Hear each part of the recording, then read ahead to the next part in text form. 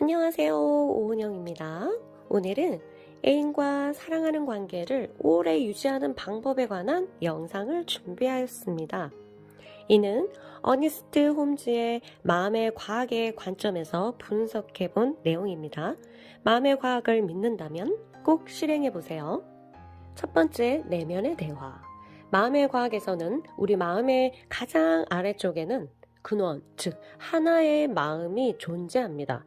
분석 심리학의 원형과 같은 개념으로 생각해도 될 것 같은데요. 우리가 누군가를 만나게 되면 너라는 마음과 나라는 마음이 존재하지만 조금 더 심층적으로 들어가 보면 결국 너와 내가 하나의 마음으로 연결되어 있다는 것을 알게 됩니다. 이것이 크게 확장되면 나와 너, 나와 가족, 나와 국가, 나와 인류까지 해당되겠지요. 이 간단한 원리로 볼 때 우리가 애인과 틀어지기 시작하는 시점은 너와 내가 연결되어 있는 하나의 마음에서 불일치를 경험하기 시작하면서부터입니다. 즉, 우리는 하나의 마음 안에 존재하기 때문에 내가 상대방에게 어떤 말을 직접적으로 하거나 어떤 행동을 직접적으로 하지 않았다 하더라도 마음으로 상대방에 대한 부정적인 어떤 생각, 어떤 느낌, 어떤 감정을 느끼는 순간 상대방은 무언의 느낌으로 그것을 알아채게 된다는 것입니다. 왜냐고요? 마음이 같은 집에 살고 있기 때문입니다. 나의 집이기에 그곳에서 무슨 일이 일어나고 있는지 알 수 있다는 것입니다. 물론 이런 직관에 익숙하지 않은 사람은 언어로는 설명할 수 없지만 직감이나 예감, 표현할 수 없는 느낌으로 알 수 있습니다. 그러면 우리가 애인과 오랫동안 사랑을 유지하기 위해서는 이 마음을 어떻게 사용해야 할까요? 당연히 상대방에 대한 부정적인 생각, 느낌, 감정이 처음 올라왔을 때 그것을 상대방이 알아차리기 전에 나 스스로 그것을 소멸시킬 수 있어야 합니다. 여기 간단한 예를 들어보겠습니다. A라는 여자와 B라는 여자가 있습니다. 그들의 애인이 친구와 술을 마시러 가는 날 늦게까지 연락이 없다고 합시다. 두 사람은 마음이 초조하고 불안하고 기분이 나빠졌다고 해요. 그런데 시간이 점점 늦어지자 A는 상대방이 어떤 사정이 있든지 그것을 나쁘게 생각하지 말고 내일 연락이 되면 물어보자는 마음을 가지고 내면의 부정적인 생각을 깨끗이 접고 내일 연락할 생각에 다시 기쁨을 찾으면서 잠에 들었습니다. 반면 B 여자는 시간이 점점 늦어지자 극도의 생각이 몰려옵니다. 이 사람이 왜 이러나? 나에 대한 마음이 변한 건 아닐까? 다른 이성과 놀고 있는 건가? 어떻게 나한테 이럴 수가 있지? 원래 이런 사람이면 계속 만나기 힘든데? 연락 오면 가만 안 둬야지. 헤어지자고 할까? 용서하면 또 그러겠지? 어떡하지? 등등 여러 가지 감정 변화를 겪고 선잠을 겨우 자고 아침을 맞이합니다. 밤을 새웠을 수도 있고요. 여기서 이 두 사람의 남자친구는 의식은 그것을 알아차릴 수 없겠지만 그들 두 사람이 머무는 잠재의식 속 하나의 마음을 통해 각기 다른 경험을 합니다. 여자친구를 신경 쓰지 않고 마구 놀았다 하더라도 말이죠. 그러면 애인에게 아무런 말도 듣지 않았지만 두 사람은 서로 떨어져 있는 동안 극도로 다른 내적 경험을 하게 됩니다. 아마 A와 B의 다음날의 상황은 매우 다르게 펼쳐질 것입니다. 성격적인 부분과 이전의 두 사람 관계는 다 배제하고 상상해 봅니다. 이는 텔레파시처럼 상대가 보이지 않는 곳에서 계속 그녀들을 느끼고 있었다고 할 수 있습니다. 이는 하나의 예시입니다. 조금 더 설명하면 상담을 하다 보면 애인과의 관계가 긍정적으로 잘 이루어지지 않은 분들 중에서 저는 싫은 소리를 한 번 안 해요. 제가 다 참아요. 기분 나빠도 어떤 행동도 안 해요 라고 말하지만 상대는 좀처럼 나와 가까워지려 하지 않고 달아나려고만 하는 경우가 있습니다. 이분은 싫은 소리 한번 하지 않으면서 내면에서 일어나는 내면의 대화를 분석해야 합니다. 아마도 나가지 못한 싫은 소리를 내면에서 혼자서 하였을 가능성이 높습니다. 모든 걸 참는 분은 참으면서 분출하지 못했던 상대에 대한 부정적인 느낌이나 감정을 내면의 대화 속에서 하였을 것입니다. 상대가 나를 부당하게 대해도 밖으로 싫은 소리를 하지 않고 어떤 행동도 하지 않는다고 하더라도 그것은 중요하지 않습니다. 마음의 과학에서는 내면에서 내가 그 사람에 대해 어떤 이야기를 했는지가 중요하다고 강조합니다. 이러한 관점으로 지금 사랑하는 사람과 관계를 오랫동안 행복하게 유지하는 것은 자신과 그 사람이 연결되어 있는 저 깊은 집, 바로 하나의 마음이라는 집에서 어떤 내면의 대화를 하는지에 따라 달려있다고 볼 수 있습니다. 그러니 여러분들은 그 사람과의 관계에서 부정성이 올라오고 만들어지는 과정에 대해서 깨어 있어야 하며 그것을 최대한 빠른 시간 안에 소멸시킬 수 있는 능력을 익히셔야 합니다. 이는 애인 관계뿐 아니라 모든 인간 관계에서도 해당된다고 할 수 있습니다. 그 하나의 마음은 결국 우리 모두가 살고 있는 집이기 때문입니다. 두 번째, 완벽한 모습. 형이상학자 치유가들은 어떠한 치유 기법 없이 내담자와 자신의 하나의 마음을 인식하고 이곳에서 내담자가 아프지 않고 완벽한 모습을 인식하는 것만으로도 많은 치유가 일어났음을 증명하고 있습니다. 이것이 바로 마음의 과학입니다. 상대방의 완벽한 모습을 인식하는 것만으로도 상대방에게 변화가 일어난다는 것입니다.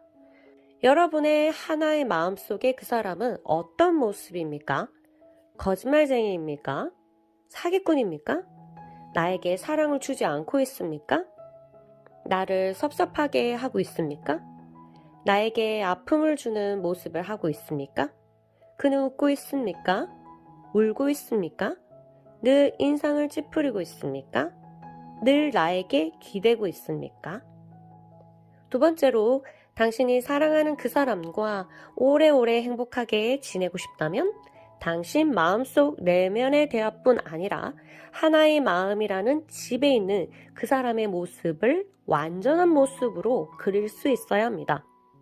이는 현재의 모습과는 상관없습니다. 그 사람이 거짓말쟁이라고 해도 하나의 마음 속에 있는 그 사람은 나에게 거짓말을 하지 않는 모습입니다. 나에게 사기를 치지 않는 모습이어야 합니다. 나를 사랑해주는 모습이어야 합니다. 당신을 행복하게 해주는 완벽한 모습의 사람이어야 합니다.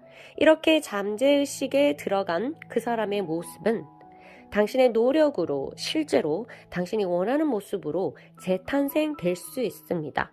이것은 절대로 뜬구름 잡는 이야기가 아닙니다. 당신은 하나의 마음 속에서 당신의 생각 하나로 그 사람의 잘못된 인생을 치유해 줄 수도 있습니다. 잠재의식에 있는 모든 것들은 하나의 원료입니다. 지금 내 앞에 있는 그 사람은 언제나 나의 잠재의식 속에 있는 모습으로 창조될 것입니다. 이것이 마음의 과학입니다. 당신은 그 사람이 어떤 모습이기를 바랍니까? 당신이 원하는 그 모습으로 하나의 마음에 존재하도록 만들어주세요. 당신이 잠재의식에서 행했던 그 모습으로 그는 나에게 하게 됩니다.